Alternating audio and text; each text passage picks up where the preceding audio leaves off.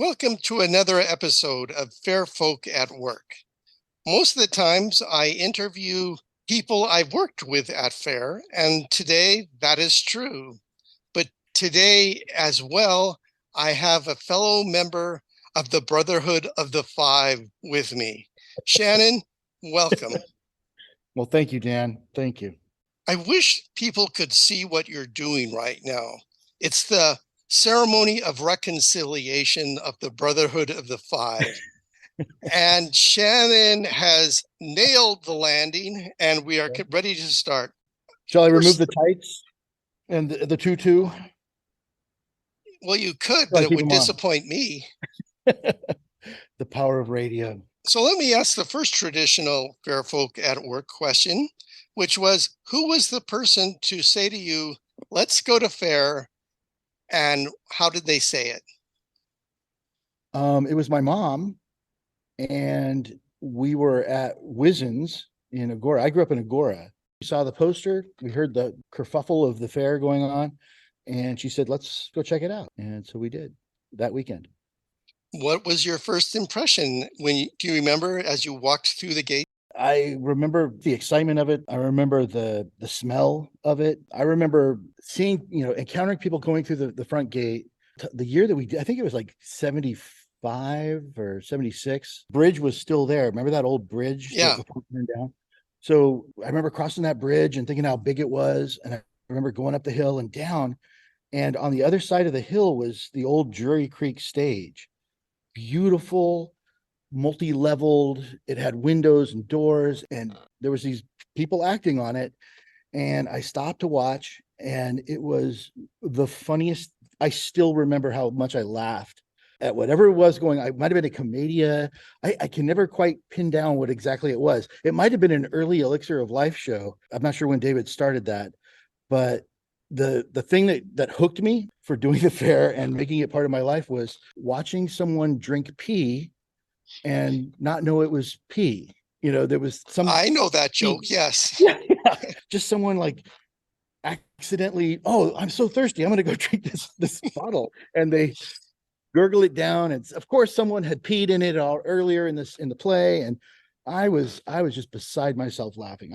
I was hooked. I'm like, I want to do that for a living. But yeah, that was my first. My mom took me, and when I was a kid, and I remember we had a dog there. We walked our dog. We hadn't named it yet, and someone at one of the booths said, "Hey, why don't you name your dog Mariah?" And so we named the dog Mariah. I don't know. It was just such a wonderful day. It was such a great place to be a kid. Great food and funny shows. Who among the fair on staff welcomed you as a patron? Do you remember any interactions with somebody at the fair? I do. I remember like mongers. That really stood out for me. When you're walking on the street and someone with a pig head walks up to you and, wants to chat. That stood out to me. The washerwomen stood out. But for me, it was like the stage shows. That was I was just drawn to it. I had to watch them, had to see them. So mom just plopped me down there and she went looking for men. She went to the kissing bridge. How did you then make the transition from stage struck youth to striding the boards yourself, drinking the pee out of the cup, and then spitting it out upon the front row yourself? Indeed. So in Agora, the part of Agora where I grew up was Liberty Canyon. And it was that weird little valley that had some condos in it, some houses. But right over the hill was Cornell Road. I remember the fair was in town, and I would just hike over the hill on a Friday. And I told my mom, I'm gonna go do the fair. And I had a backpack with some stuff. I'm like 11 years old. And I'm walking around the fair. I kind of got in there without really paying. But I remember like breaking in and sneaking in and enjoying it and spending the night and all that. Then I decided I didn't want to do it. I remember hearing about the workshops, and I remember going to the workshops and being, I think it was like 14 or 13 or something like that. I didn't know what to do. I didn't know where I fit in or how to get on the stage or who these people were or what. So I thought, I know, I'll join a guild. And so I announcing auditions for the middle class guild. And I remember going to the middle class guild audition and I blew it. I tanked. I got up there and I knew nothing about Elizabethan history. And so my character name was Tony Baggins, and I was from Kent. You know, like, what does a 12-year-old know about like middle, Elizabethan history? And so like totally blew the. I didn't stake the landing there, and I blew the audition. So I was kind of dejected and walking around, and I went to Trolls Hollow. And on my way to Trolls Hollow, I passed the Montebank stage, and there was a group practicing out there. They were the old Montebank show with J. Paul used to do it, and a guy named Tony Rissa. And time I saw him, it was Michael Hoover, who was playing Father Charlatanis. I'm walking by and I look on the stage and I see this just absolutely gorgeous girl. I fall in love with her. It's Beth Hathaway. I'm like, I get this crush. Oh my God, she's so beautiful. Hike over the hill, and Beth's mom, Jilly, pops up over the hill and says, "Who wants to be in a play?" And I'm like, all right, I'll draw it. So I hike over the hill, and she's like, "You're going to be a drunken lout." And so they give me this drunken lout part. From then on, I was on the stage. I was doing what I wanted to do. I was, with a group of people who were just amazing and wonderful. And that was for me that first time where everything clicked, everything sparked, and I was able to participate fully. I was able to participate as a participant. I'm going to jump around in space and time. What was the first theatrical lesson you learned at Faire that you turned around and then taught students at high school? Oh boy. I think the Louisa Pugh's workshop on projection and on the way she would talk about energy and how that energy would go from the earth and through you and out into the audience, that always stuck with me. And when I started teaching theater, that was one of the first things I wanted to do. I'm doing Louisa's workshop. And that whole idea that she had the students feel their feet in their shoes and then their toes reaching into the earth, and this imaginary journey of tapping into the core of the earth and pulling all that magma out and having it come through the navel, amazing. And I still do it. I still talk to the kids about that. So I think that was the very first lesson that really stuck with me and that I still use. I think this is a good point. In terms of legendary performers at the Faire, Louisa has always been, if not the best. She would find the way to focus it, and she would find sort of the joke, and then she would find a way to like resolve it and then get us off to the next person. And that when we were, going, "God, you good, McDan," and then we're bowing out of there, basically, it was a master class every time in how to improv in front of people and making sure that everyone was engaged and entertained. Yep. And then when it was time to leave, she did a very good job of saying, "Move it, guys." Right. Eventually, I got to share the stage with her a couple times, and seeing her command that stage, just all those little things she would do. Remember when she would like sweep the audience and sweep the stage with her finger and everyone would drop?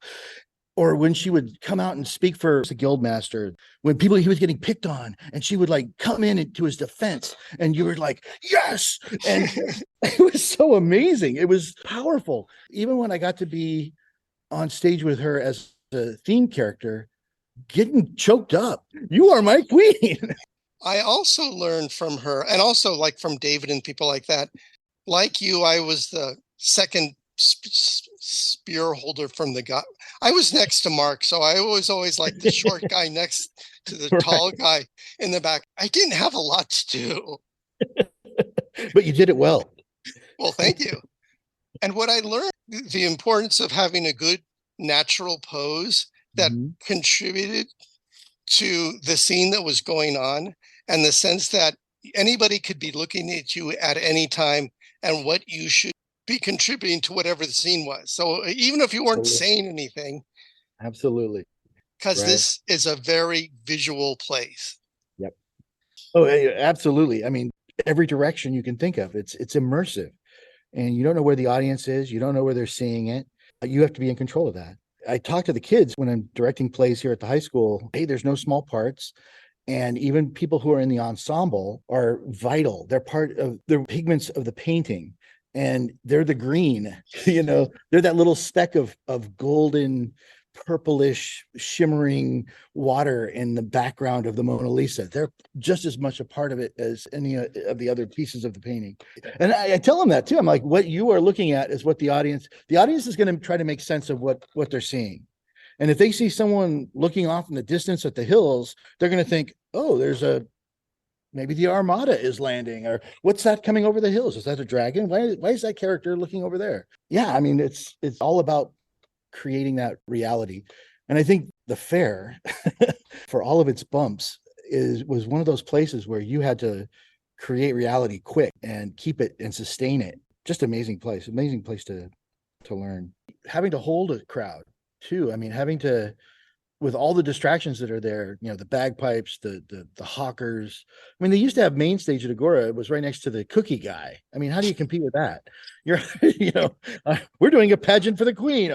The cookie guy is tearing people apart. But you had to kind of keep things, hold their attention. When you think back at your time at Faire, we've established that you had to be physical, and you really could not impress them with your wit or your language. So what were your sort of go-to bits other than the urine? The go-tos, I think, like jumping up around, being acrobatic. Every time I would say a line, I would like leap and jump and prance around, having to be as big and as bombastic as you could. For me, was the first shows I did with my groups of friends, the Murder of Gonzago, and we did another show called The Dumb Show. They put us at the Maypole. Mm-hmm. And we had, talk about like trying to hold a crowd. I mean, it was right at the bend of the road and just this dirt patch, trying to get a crowd to do that. Having to make yourself as much movement as you could get people's attention. And that was really a survival mechanism. One of the other survival mechanisms I found was a good pre-show, and you can make quite a good, say, audience gathering pre-show routine out of just sitting people down on a hay bale or in a chair. Yep. Uncle Bob, Aunt Mary, you've come to our show, and then you give them the best seat in the house, right? Right. And wherever you sit them is the best seat in the house.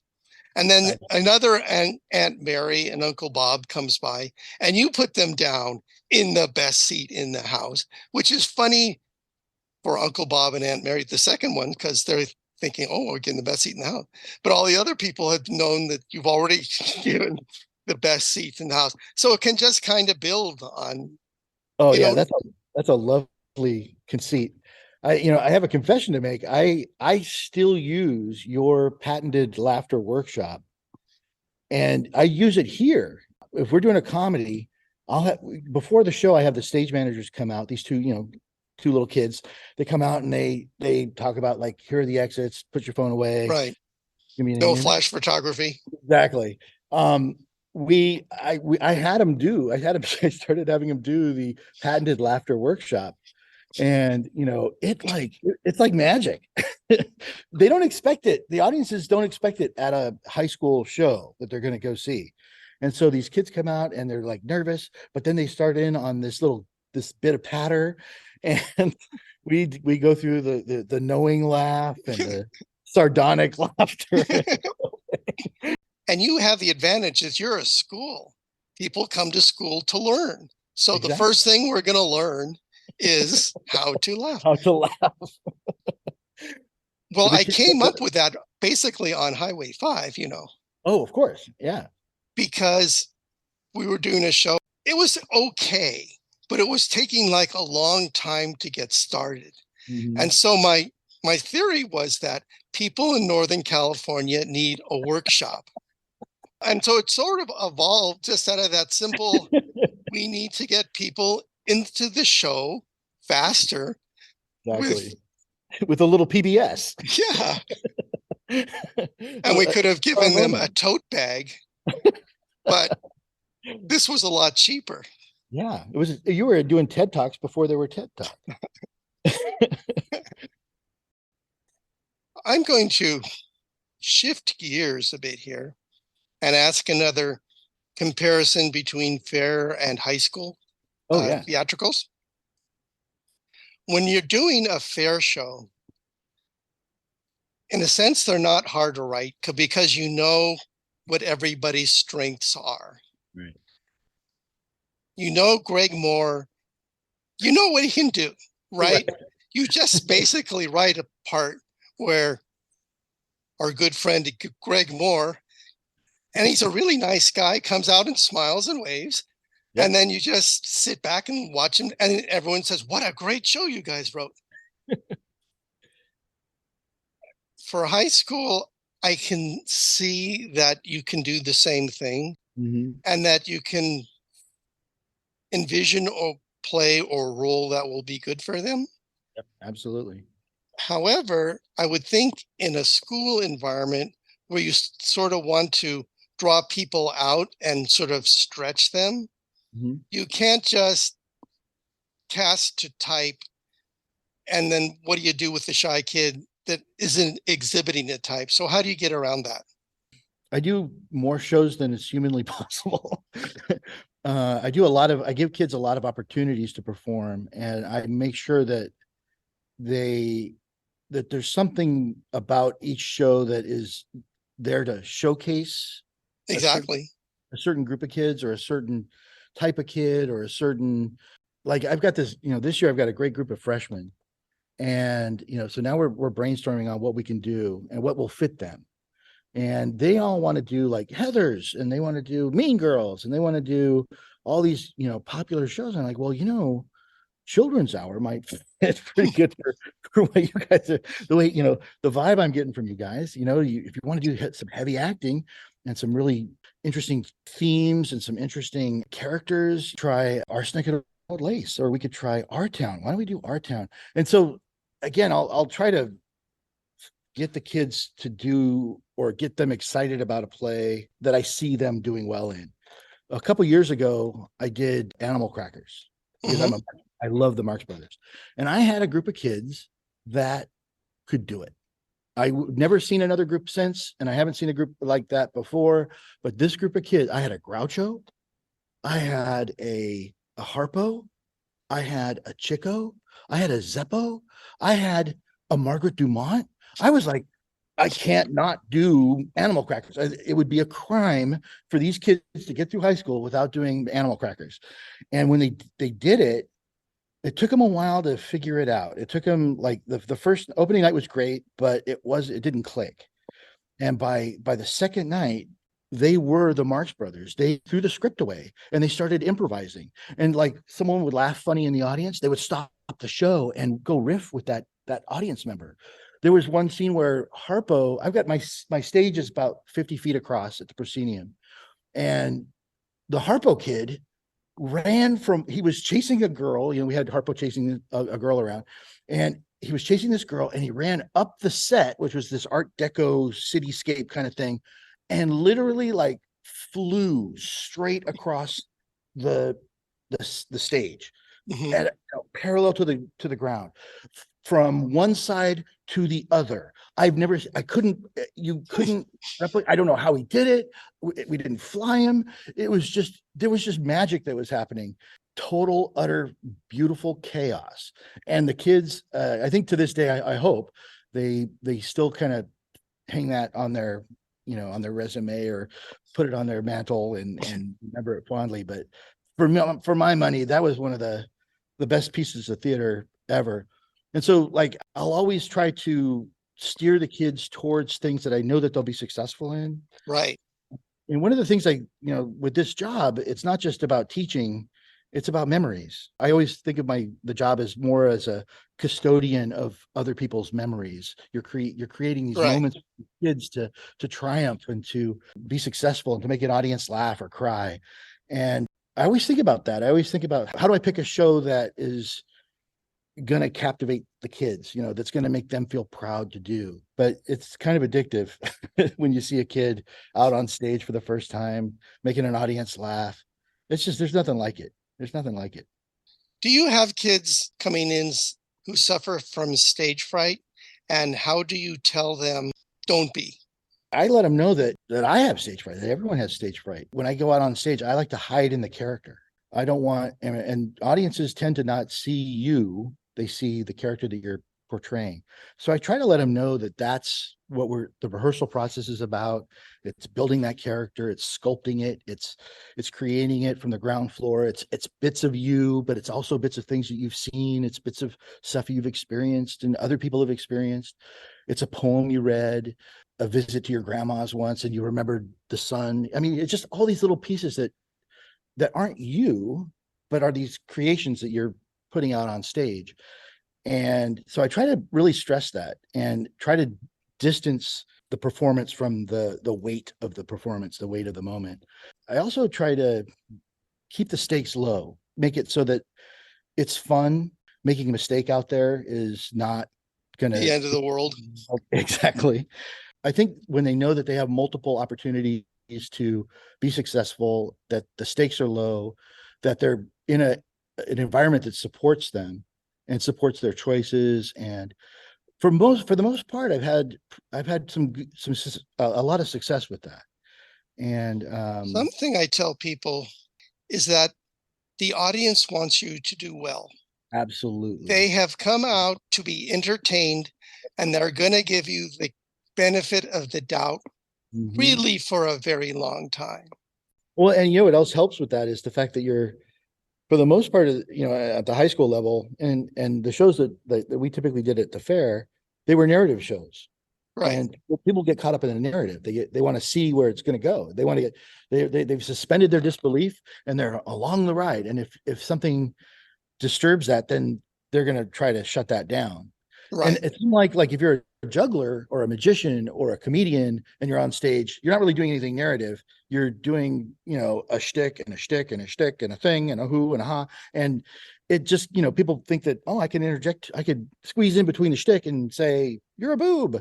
I mean, they could there are moments for people to be disruptive. And certainly with narrative, it's less that. Again, the fair is one of those places where you learn that great lesson. Keep them on your side.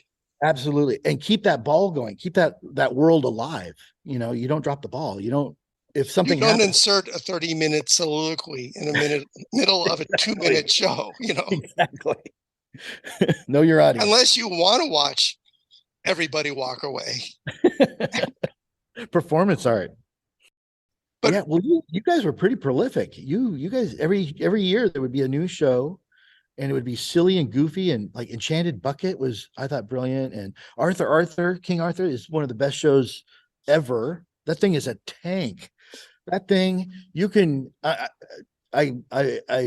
I've done it a couple times and I do it with the kids as an exercise here in class and they just love it. It's just hilarious. It's just stupid. As a matter of fact, in the play I'm doing right now, she kills monsters. mhm. I stole one of your gags. The when this holy when the bagel is found and when Oh the yeah. thistle down and all the items are found and the rest of the cast gathers behind and does the choir. Mhm. Ah, ah, ah. I've got a massive choir that comes out. There's a scene where this little girl with her sword like lifts it up and starts telling the story of her sword. And all these kids come out and they do the ah. I love it. Little secret giggle for me. Which leads me to my next question. And I was once asked by Adam uh, about Mhm. one of the shows that Mark and I had written. And the question was, how does it feel when somebody does your lines? It's a line that you came up with, it's your Yeah, bit, yeah, and somebody else is doing it and getting the laugh. And I think he was expecting me to say, that bastard, he shouldn't do something that he didn't create.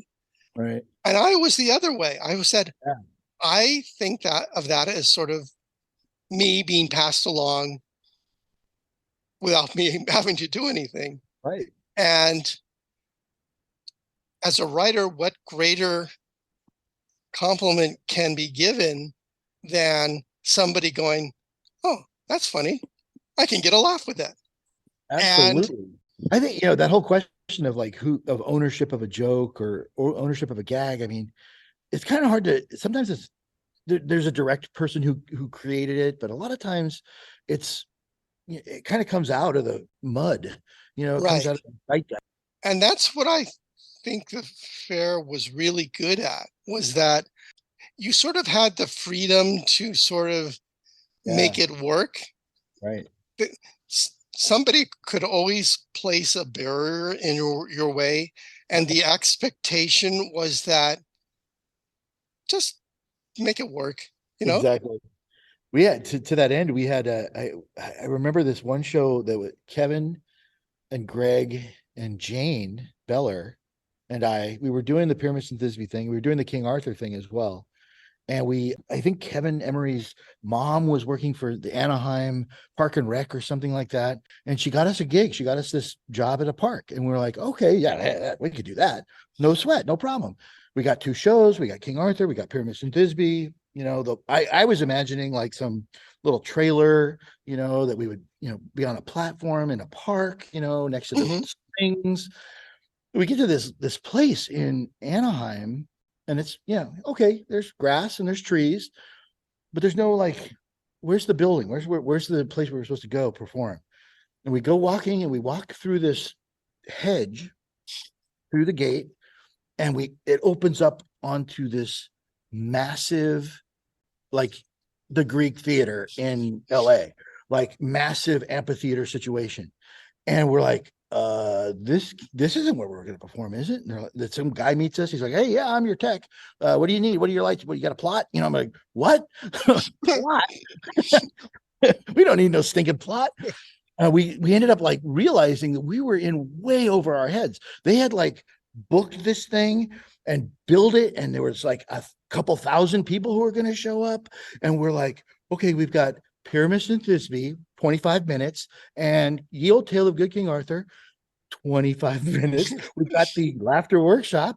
What are we going to do? And so we like brainstormed for like, for quite some time, and put the 2 shows together and created this like conceit of Shakespeare's lost episodes or Shakespeare's lost works being revived. And we put together like audience participation stuff. We'd go into the audience and mess with people, and we did limericks. We did every single shtick you can think of from Faire that you did to hold an audience. We put it together as a show, and we did it, and the audience loved it. We had a great time. It worked, but it only worked because we'd been through that Faire gauntlet where all right, now what are we going to do? Oh, the parade just came through, and oh yeah, well there's a carbon condition, or there's whatever, you still just got through it. And that pre-show and post-show stuff and all the street gigs all came together that one moment, and we were doing everything but selling hog heads. Faire, by and large, was largely self-policed. I mean, I had a sense of what I could push, and if I was out on the street, there was a sense of how far I could go. Mm-hmm. How is that imparted in a, say, high school setting? Is that your job, or? Yeah, I'm the first line of defense on that. And yeah, me, Mr. Testicles in the Sack of Rome. I'm honest with the kids, and I tell them about like the how powerful their word choices can be, and how, yeah, you could probably get a really good laugh saying that thing or using that word or referencing that, that sexual position or whatever, whatever it is. Right. And I'll let them know that, yeah, that's funny, but is it sustainably funny? Will they rehire you? If you're thinking about just to, you're just going to go for a laugh and walk away and never see these people again, well, there's not much we can do to stop you from saying whatever you want. But if you want to come back, if you want to make a living of this, if you want to, if you care about your audience and you care about your cast members and you care about your story, you don't want to do anything that would harm that. and to harm that longevity. And so you have to be thoughtful about what you do. And I think, being approaching it that way with kids is a better way than just saying, don't say this. You have to give them a reason. You have to tell them why. You have to let them understand yes, you can say poo poo, but you can't go take a dump on stage. You can't, they need to, at this age level, I started teaching middle school theater and now I'm doing the high schools, but they're still at that age where they're testing and their brains are starting to deal with abstract stuff, and they're going to ask questions and they're going to test and they're going to push limits and they're going to ask, why is there that limit? Why is that barrier there? How come I can say this but I can't say that? You do a disservice if you don't tell them honestly, I don't know, or there's no really good reason for it. It just is. But here's a good thing to think about while you're contemplating why it's absurd. Think about the practical side of saying that joke or pushing that envelope or doing that thing. And so giving them that background, giving them that perspective is far more effective, I think, working with kids than the no, letting them know. And again, that's why we're here. We're here to teach them. They're here to learn. And so having that open conversation, this is where it happens. It might not happen with parents. It might not happen in the real world. It may not happen in college, but it's going to happen here where they can have that low stakes level of testing and pushing envelopes and stuff. So I always The try part to. of that part I really liked and sort of resonated with me is the part where you're talking about sort of, you don't want to let your fellow performers down. You don't want to, they are working very hard to create an illusion of what's going on. And if you dump on that by breaking character, it can be a very cheap laugh, but in terms of sustainability, you're just undercutting everybody around you. Yeah, we And had a show we were doing. We did Music Man a couple of years back, and I had this little dude who was playing Shapoopy, the Shapoopy guy, and he felt like since he was singing Shapoopy, he could say something else. And so during one of the shows, he dropped the poop bomb, the shit bomb. And so it kind of put the brakes on the show. It kind of, everything stopped and there was like and I think he realized, after he said it, oops. But from then on, I had a tangible thing for all those kids who were on that stage. Hey, remember when so-and-so said, drop the S bomb? And remember when the show stopped? That's what happens when you deviate from the script, when you go off, the deep end, and I've done it. I'm guilty of that too. I got in a lot of trouble at Faire for doing an old Brother Karamazov joke. I don't, are we allowed to cuss here? I don't know. the Um, 20 people who are going to end up listening to this, there was that prepare joke. to be shocked. Yeah, I think I was the mayor or I was the justice of the peace or something at Northern, and Kowalty did the shit must stay. He said shit on stage, and I went, oh fuck, he said shit. And I got in so much trouble. And I thought in my head, oh, that's an acceptable joke. That's a Karamazov joke. It wasn't. I was wrong. I shouldn't have said it, but again, you don't know half the time until you say it. There's that little pause in your brain where you go, oh. Yeah. Well, that was a wet fart in church. Well, let's talk about good jokes. Yes, let's. For those listeners who are not aware, I was in one of your shows at Southern Faire.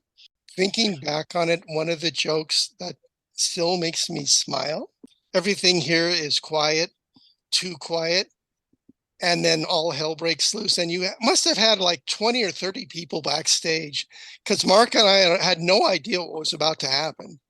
We just knew that it was going to be, it's quiet, too quiet. And I think I was the too quiet. So I gave it all the dramatic punch that that line could handle, or at least that I could give it. And it was just genuinely a cartoon character, kind of. And then you had people banging on drums or pieces of metal. I mean, Yeah, when we started doing the murder of Gonzago, I don't know what happened, but we adopted some percussionists, and they ended up backstage at in Agora when we had Gonzago Plaza. We had our little oak bow stage. We would do percussive things behind it, and then when we moved to Devore, that was fun. I mean, just having all that crashing and that cacophony for Gonzago, and then the year we did Fatty the Butcher, or the Temptations of Thomas the Butcher, as it was. Yes, yes, yeah.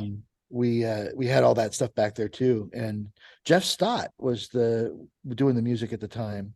And Right. now, yeah, and he's like right now he's like working up in Berkeley as a composer. He's a curator. He's, I'm really impressed with him.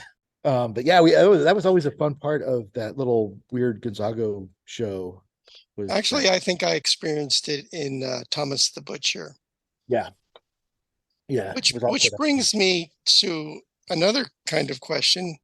That was a show that got a rather unusual critique from the powers that be.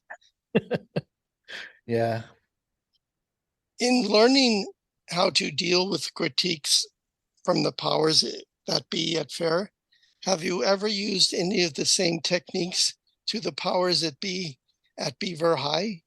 at Beaver. Beaverton High School. Mhm. Um, in my program, we're kind of under the radar a little bit more than other programs. I've got a very little parent involvement, and so I don't have to please anybody with the kids. And if I got happy kids, I usually have an admin that's pretty happy. But I do, like, there was one year we were going to do Heather's, the high school version they put out, and if you know that it's a musical based on a very dark John Hughes comedy, and it's got school shootings in it. It's got a kid who wants to blow things up. It's got rape in it, but the music's great. And so the kids wanted to do it. We were going to be the first school to do it in Oregon. And I had to pull a lot of strings with the admin, but it created a better conversation. It was about, well, here's our problem with it. It's got rape, it's got school shooting. There was just a school shooting in Florida. I think that was what the year we were doing it. And so, is this the right time for this play? And we turned it around and we made it, yeah, well, let's make it a focus of discussion. Let's make it a place where we can share and share resources. And so we brought in the county mental health workers, we brought in the district workers, we brought in other private organizations that help people through mental crises, and we had suicide prevention here, and we had all this support that was just outside in the lobby. And we all, for the show, we as a cast came out and talked to the audience directly, which you never really do. But we wanted to make sure that people knew how we felt about the issues that were in the play, and how that if anyone is feeling alone, that they aren't alone and that we're here for them. And we also gave a trigger warning about triggers and guns and blowing up and all that kind of stuff. But I think that conversation of trying to do something that was, you know, with Thomas the Butcher, we called it Fatty the Butcher. And I think Phyllis was right to call us out. Anything that can turn your audience off, anything that's going to push them away a little bit, why not do something else? And we could. And so I I've remember sort of feeling, come around to your point of view. For me, it was like, okay, she's got a point, actually. It's her Faire. I mean, right, well, there's she's, that. you know, and what I've gotten out of a lot of these interviews is how hard she worked to curate this audience Mhm. and to have thousands of people come every day ready to play. She curated that audience. Yep, And so she earned the right to sort of make a call like that. absolutely. Somebody had to come up with the idea of, Yeah, it's Queen is coming to town, it's Fair Day. There's going to be vendors that are actually selling stuff in a quasi period accent, and that there's going to be people on stage, more or less, period. right. And that when you come, you will be talked at, not by a sort of a robot doing a script, Mhm. but somebody's going to say, God, you good, Dan, I like your hat, or something like that. And they're going to come back and they're going to wear their Faire hat because somebody's again going to say, wow, that's a great hat. And they're going to go say, well, yeah, it is. This is kind of fun. Yeah. And unlike, say, a Disneyland, where it is very top down, I mean, Right. where every God blessed syllable is scripted on what you can say, somehow she managed to get everybody on the same page, saying whatever they want to, but Mhm. in a fair sort of way. And when you Right. think about the mechanism by how they were able to sort of control, not control, but corral and get Uh-huh. everybody kind of going in the same direction, Mhm. and then have all the customers doing the same thing. Yeah. I I am just kind of in awe of that. I agree. The one thing I'm at the most in awe of, or one of the many things I'm in awe of with her and with what she created, was that the quality of the play was different. It may have been a product of the time, but it was also, there was something about the playfulness that was, you were invited to join. There was something sweet and gentle, and the dangers weren't that dangerous. They were like, there was a potential everywhere, and there was moments and opportunities, and all of them were safe. Ultimately, they had maybe the veneer of something that was transgressive or dangerous, but in honesty, it's a Chaucer play, it's a monger, it's a washerwoman. They're inviting you to join in, and the idea that she created this thing that every one of the performers kind of internalized and understood. I mean, I didn't really gather how powerful that was, all the workshops and all the training and all the cross feedback that was going on, until you go to another fair, until you go to some, we, with Sound and Fury, we were doing the road, and we did Arizona, we did Bristol, we did all, Texas, we did all these Renaissance fairs, and big and little, everything you saw out there on the road, you would measure against what Phyllis had created. Hey, wait, that's not period, or to call that, your chemise is way down, it's down too low. Where's the burlap? You know, why is there a taco truck over there? It would be this internal, I mean, and it was this, she just created it. She just made this theatrical reality that people could internalize and play with. I mean, sheer genius. I mean, just wonderful piece of art. Phyllis did was, I mean, when she started, there was like Williamsburg, where you would walk around and you'd Mhm. see the blacksmith hanging on a horseshoe. And then you had SCA, which were people drinking meat and hitting each other with swords.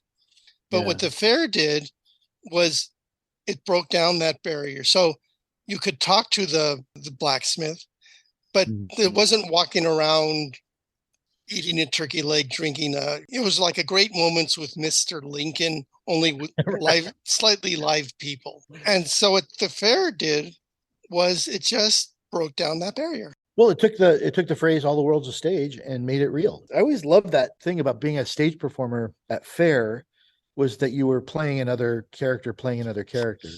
And there was a time when Sound and Fury, when we wanted to make it, and Richard and Shelby were like, okay, well, we got to start using our names, because we had used to use Fair names or character names. I was Sir Right. Richard Pumpelo, and those were your characters that you were playing, who were playing the characters. I liked that so much. I didn't want to get out of that. No, we got to use our names because we can be famous and they'll know who we are. And like, I don't want them to know who I am. I'm here to hide. The idea of being famous.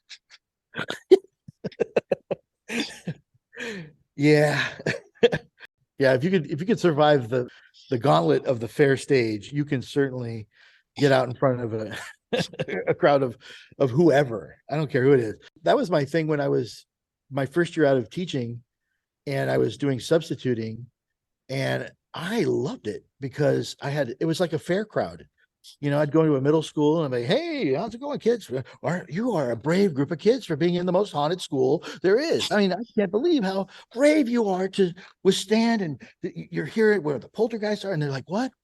Oh, I'm not allowed to to talk more about it. But boy, I tell you, you kids are my heroes. And then from then I'd have them hooked. And then I'm only there for the day. I'd be out of there. And then I would get like letters from teachers like, why did you tell the kids that the school is haunted? Now they won't go to the bathroom. Now they're like, sorry. I got a laugh. I got out of there. So Yeah, I did my funny and I went. But yeah, I mean, the whole idea that like, you can go up there and entertain people for, 20 minutes, a half hour, an hour, just being you, just being and the fair does that for you. It put you in that position, a laboratory for trying yes, different things. I mean, there were those afternoons at the fair where, it's after all the shows are done and the fair's still going on, and you would go and hit a stage and you just like goof around. We do like weird magic show or do like a how not to juggle or something ridiculous, and you would just hold a crowd. You would go play. That was magical. That was true yeah. magic. I'm getting close to running out of words. Okay. When you said yes to this interview process, was there a story you thought to yourself, I got to be sure to mention blah, blah, blah? So this is your time to mention quite the blah, quite blah, the blah. opposite. I was trying to think, hopefully not say all this other stuff.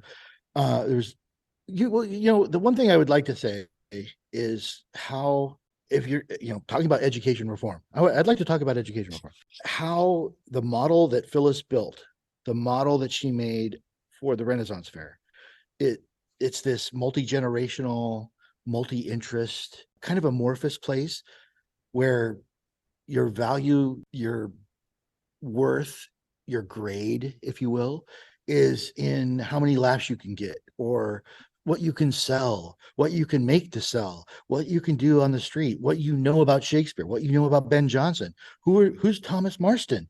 I mean, your value was in what you knew and how you can play with what you knew. And I really wish that school, if we're going to reform schools, we gear it towards that.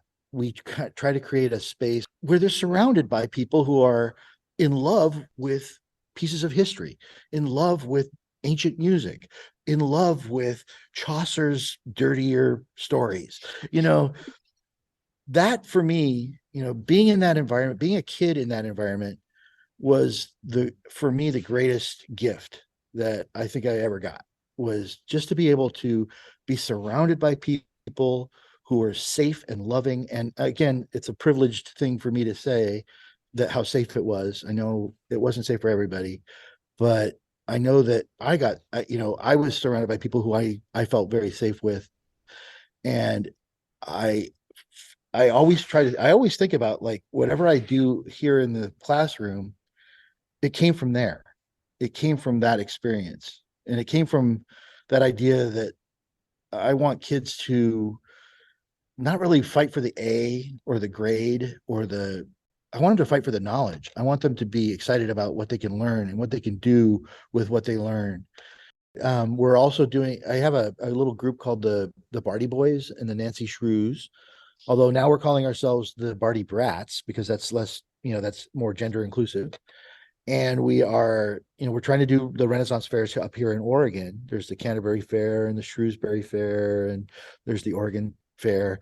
And I've been doing it for a couple of years with the kids that go through my program. And I teach them the Pyramus and Thisbe, and I teach them how to interact with the audience. We have a leper show where, how come there was no leper guild? Well, we had a thing where they all wrap themselves in burlap, and we have fake limbs, and then we do a leper parade where they sing "Don't Fear the Leper" to the tune of "Don't Fear the Reaper." And they go around looking for the next king of the lepers amongst the audience. For me, that kind of like reignited my love of the fair and my awareness of how special that place was. To see my kids, my students, their eyes light up with the potential of being funny on the street. I got kids that are like working on magic routines, kids that are working on songs, the amount of imagination that they're going through just to be able to participate. And so they're hooked. I don't know, if you get a chance to see the fair and to see that magic, to see that spark in a kid, is really powerful. And it really makes me feel grateful that we were all able to be in that world that Phyllis created. I can't think of anything else to say, so perhaps I shall stop. Okay. Well, thank you for inviting me in. And That was my February 2023 interview with Shannon Dery. If you have any questions or comments you'd like me to pass along to Shannon, you can email me them at djng@earthlink.net. Questions or comments about the podcast itself can also be directed to me at djng@earthlink.net. Finally, if you or somebody you know would like to be a guest on Fair Folk at Work, you can email me at djng@earthlink.net. That's it for this time. Thanks for listening. Bye bye.